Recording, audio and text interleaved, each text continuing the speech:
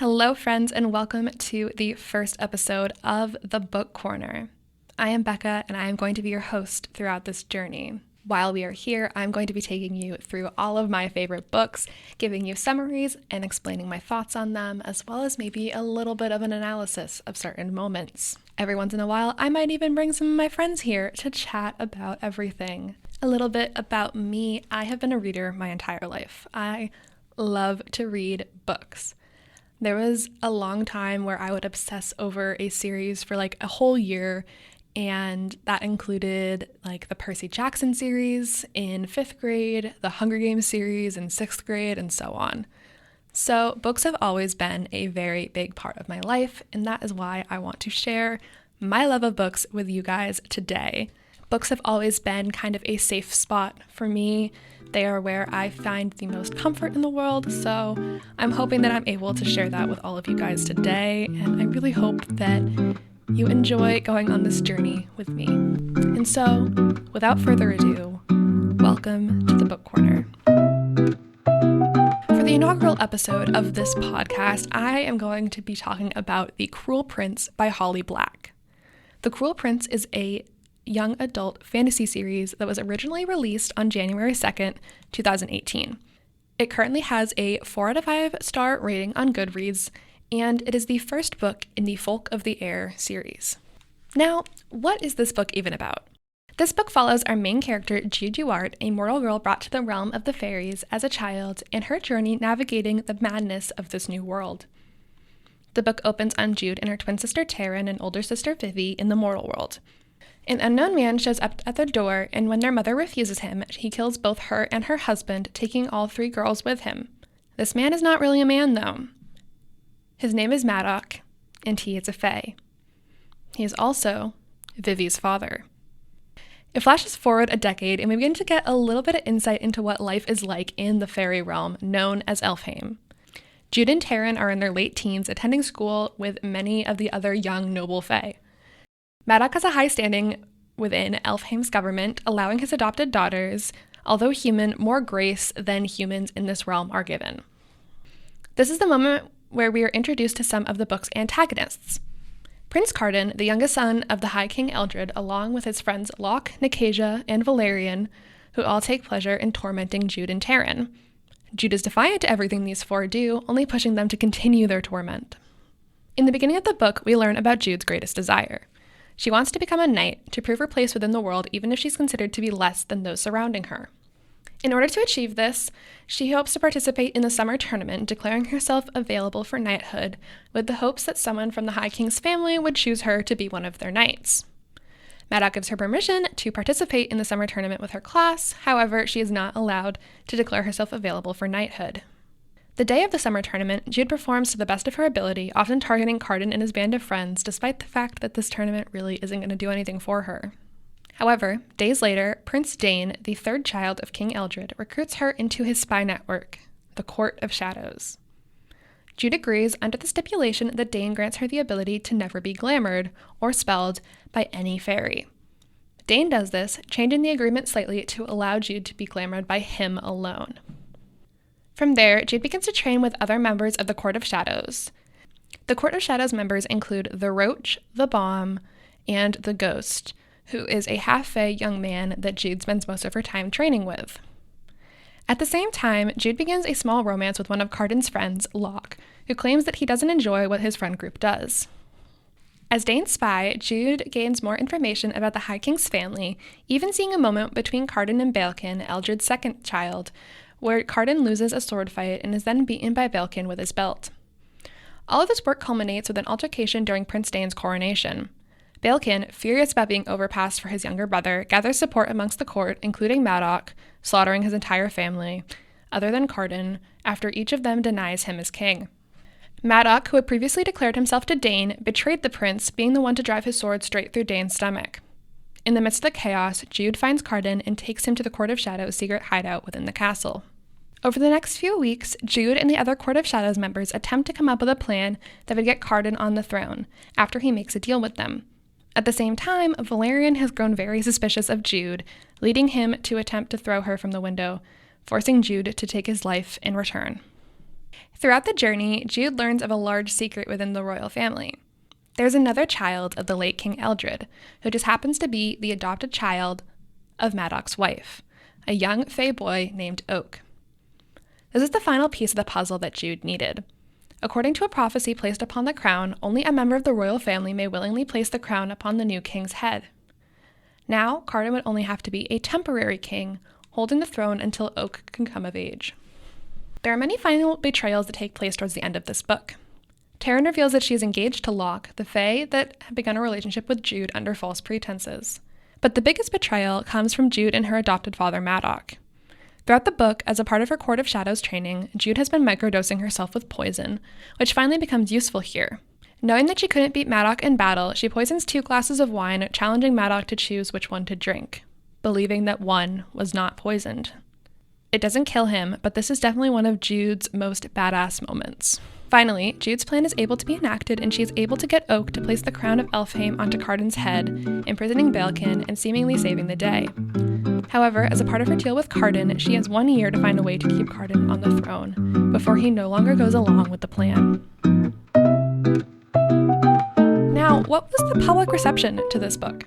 As previously discussed, this book has a 4 out of 5 star rating on Goodreads, a generally very positive review. Some reviews from the site read, "Wow, what a start to the trilogy. I'm not sure what I expected going into The Cruel Prince, but it certainly wasn't this much fun or this much nastiness." Another reads, "Absolutely loved this read. A wondrous fantasy novel that is easy to get invested in. So many great plot twists and high-intensity suspenseful moments." On the other hand, there are some not-so-positive reviews as well. "I absolutely cannot believe I wasted time out of my freaking life to read this book. I don't get the hype, and I hate how relationships are portrayed in the story." Another reads, "Excuse me, who cares? This is not a rhetorical question. I truly want to know. I read this whole ass book and I am still at a complete loss for something, anything to care about." Now, it's important to note that there are over 1 million reviews for this book on Goodreads. It would be absolutely astounding if there were no negative reviews. It's also important to note that there was seemingly a misconception of this book in many online spaces, which may have affected readers' perception of the book before reading it. Fantasy romance books, better known online as romantasy books, have become quite the popular genre in online spaces. Many people make videos with romantasy book recommendations, and The Cruel Prince was often discussed within this genre. The Cruel Prince is not a romantasy book. This book is a political fantasy book with a small romance subplot. The romance is not a major plot point in the same way it is for books such as A Court of Thorns and Roses. However, many people went into this book and the Folk of the Air series as a whole with the assumption that the romance in the book was the plot, and they were proven sorely wrong. In response, they had a seemingly negative opinion of it, as the romance in the book did not live up to the so-called hype. However, this is not a reflection of the quality of writing. This is only a reflection of readers going in with preconceived notions and being wrong about the plot. We have reached the point that I'm sure everybody has been waiting for. What did I think of this book? This book and the entire series is one of my favorites that I have ever read. I am always a sucker for a good fantasy book, and it's always been one of my favorite genres. As I mentioned previously, Percy Jackson was my absolute favorite series as a child, and probably still one of my favorites currently. I have continued this love for fantasy series into my college years with the new adult series that I have read. At the time I first read this book, I had recently fallen down the rabbit hole of the whole fairy genre of fantasy books, and I immediately fell in love with the world of Elfhame and how Holly Black crafted the world and the characters present. The fairies in this book tend to follow a lot more of the common folk myths surrounding fairies, such as the fact that they cannot lie and that iron is harmful to them. The fairies of Elfhame are often more mythical as well, hosting many different animalistic features such as the goblin features of Madoc and the Roach, or Oak's hooves. This is such a stark contrast to the way the Fae are often portrayed in other books. In those books, the Fae are essentially just immortal humans with pointy ears and magic powers. This isn't to say that one is inherently better than the other. It was just refreshing to see fairies behaving in the way I had grown up believing that they would. Overall, I really enjoyed the plot of this book. I enjoyed the quick pace and the unexpected turns that the story took. I'd automatically assumed that Dane's coronation would be the conclusion of the book. However, it takes place a little over halfway through. This really threw me for a loop, and it forced me to take a step back and re-examine the entire story so far. Going off of that, I think that the coronation is probably one of my favorite parts of this book. Not knowing much about the story going in, it was definitely a shocking moment to read. I really expected Dane and the rest of the royal family to be more important characters in the story, given how much time was spent on them in the first half of the book. However, having almost all of them be killed only halfway through the first book in the series made me reevaluate my thoughts on all of the characters. Speaking of the characters, I need to talk about Jude. Jude Duart is a really interesting character. She serves as the eyes for the audience as a mortal in a strange land. At the point we reach present time within the story, she has already lived in Elfhame for years and years, and has become accustomed to the things that make it different from the mortal realm. However, many of these changes require habitual routines for her, such as wearing rowan berries in order to prevent being glamored by the Fae. All of these are natural, but allow for the audience to gain a better understanding of the world. Jude's personality is often fiery. She is quick to jump to conclusions at the beginning of the book, and is quick to be provoked. Hot-headed characters are not unique, but having Jude be at an inherent disadvantage by being mortal compared to the fairies makes this personality trait stand out more. Jude is also a fiercely loyal character, taking betrayals very seriously. The people of Elfhame are cruel and cunning, something that Jude works to become, but it is hard not to see her waver whenever someone breaks her loyalty. However, the two that do this the most within the book are the people that she is closest with, Madoc and Taryn. Up until the coronation, Jude believed that Madoc was just as loyal as her, that he would never turn his back on someone he had sworn his loyalty to. This is the moment for Jude that the relationship can never go back to what it was. It was never one of a true father and daughter. She is well aware of the fact that Madoc killed her parents. However, she knew that this was her best chance at survival in Elfhame, and eventually grew to view Madoc as a sort of father figure. Seeing him step up and murder Dane right in front of the entire court completely shattered her opinion of him, forcing her view of him to shift straight back to when they first met. Their relationship is strained at best throughout the latter half of the book, fully spiraling in the moment where Jude finally bests him by poisoning his wine. I find this concept really interesting. It's a begrudging relationship, one forced out of circumstances. However, it becomes one that means a great deal to Jude. She wants to prove herself to Madoc to show him that she is worthy of living amongst the fairies. She still seeks his approval for decisions. Finally, even after Madoc's betrayal at the coronation, she still seeks refuge in his home, finding it to be the only place where she feels safe in Elfhame. Jude's relationship with Taryn is one that is generally more strained throughout the book. The two have very contrasting personalities. Taryn is a lot more soft-spoken, avoiding conflict when possible. She often urges Jude not to argue with Cardan and his gang to avoid fighting with them. That isn't to say that Taryn is an entirely passive character, though. She's a lot more sly with the choices she makes, rather than brash like Jude. The two serve as foils to one another, each with contrasting opinions on every situation. The two's differences come to a head when Taryn reveals that she is engaged. Not only engaged, but engaged to the fairy that Jude had been building a relationship with. Taryn knew of this relationship. In fact, their whole family did. While Locke is truly to blame for the horrible way he treated Jude, Taryn is not without fault either. No sister should ever betray the other by getting into a relationship with a man that the other sister is already starting a relationship with. Jude's fiery personality comes out in this moment where she finally figures out what is happening. She challenges Taryn to a duel, knowing the fact that she is the better swordsman and would absolutely beat Taryn. Up until this point, we had seen Jude try to temper her fiery and hot-headed approaches to situations, but when she gets betrayed by Taryn, that all goes out the window. It is a shocking moment, and it really sets the tone for their relationship moving forward. Another moment that I really want to talk about when it comes to Jude's character is when she infiltrates one of the royal family's homes and finds a vast array of human servants. Servants isn't even the right word for it. These are human slaves.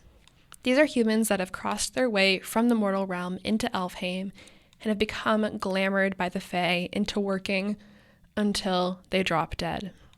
During this mission, Jude finds a girl roughly her age that has been enslaved within the royal family's home.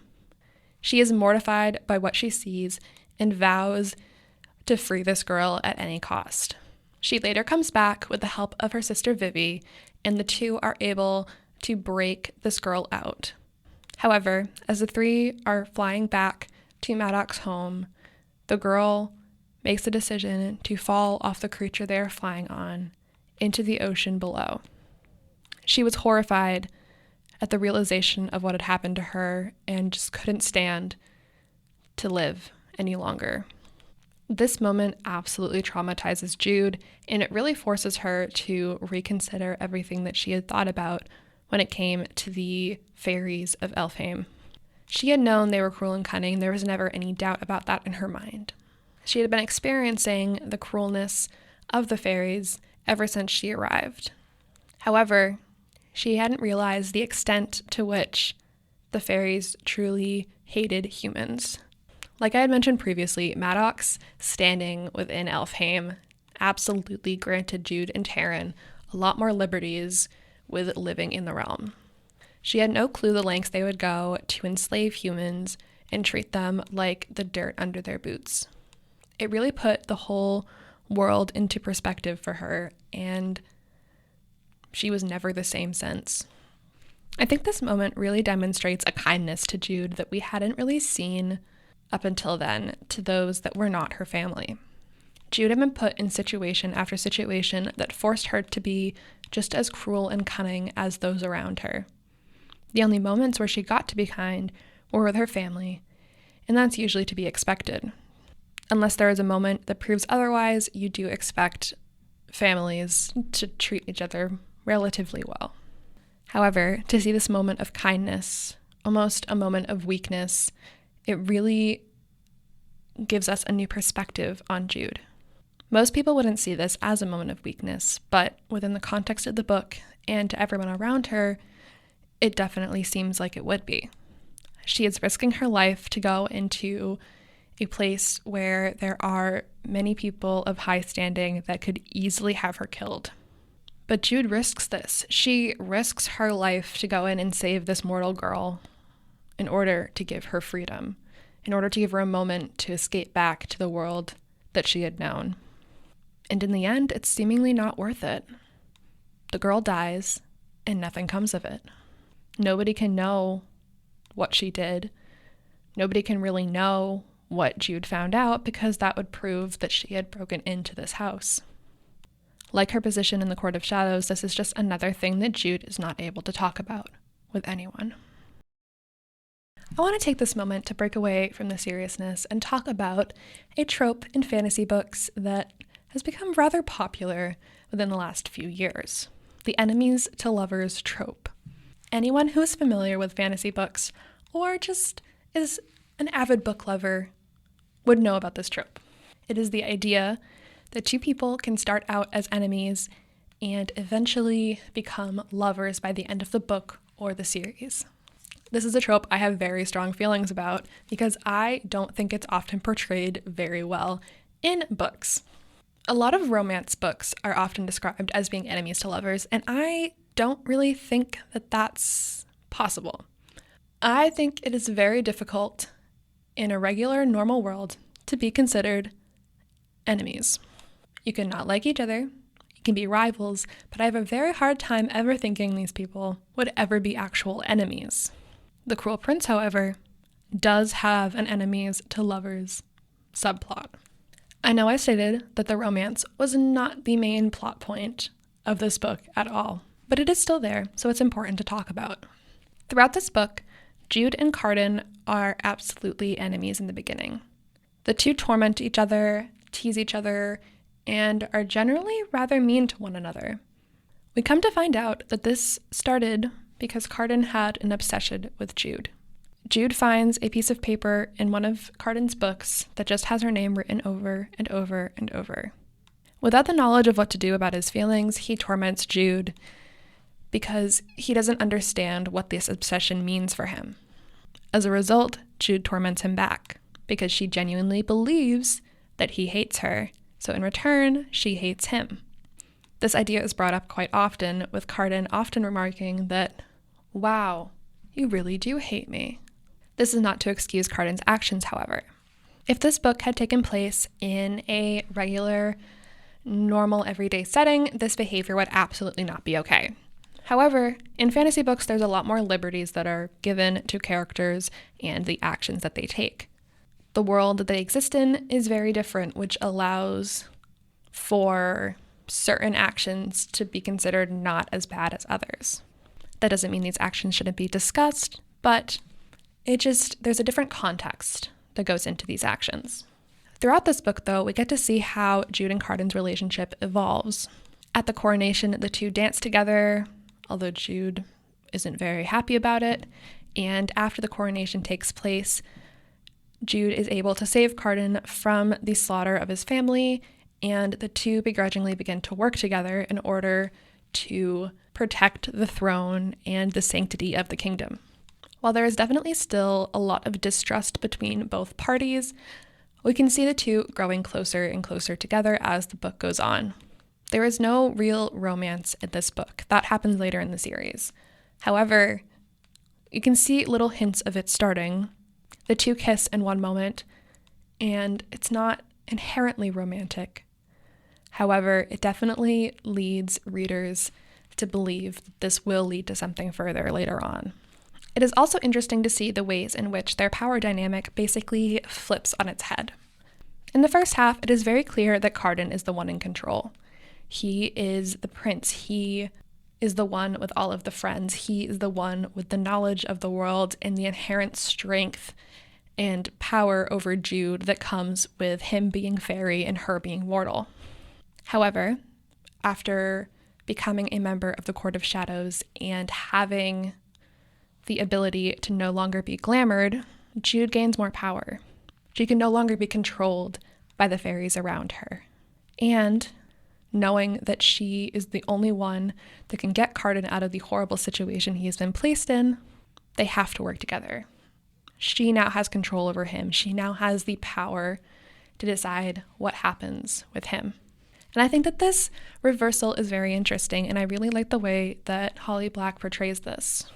It shows that both of these characters have the capacity to be in control and have the power, and that it can flip, it can switch back and forth, and it does switch back and forth throughout the entire series. It allows for the two to be on a more equal ground when, in most cases, they wouldn't be considering Jude's mortality.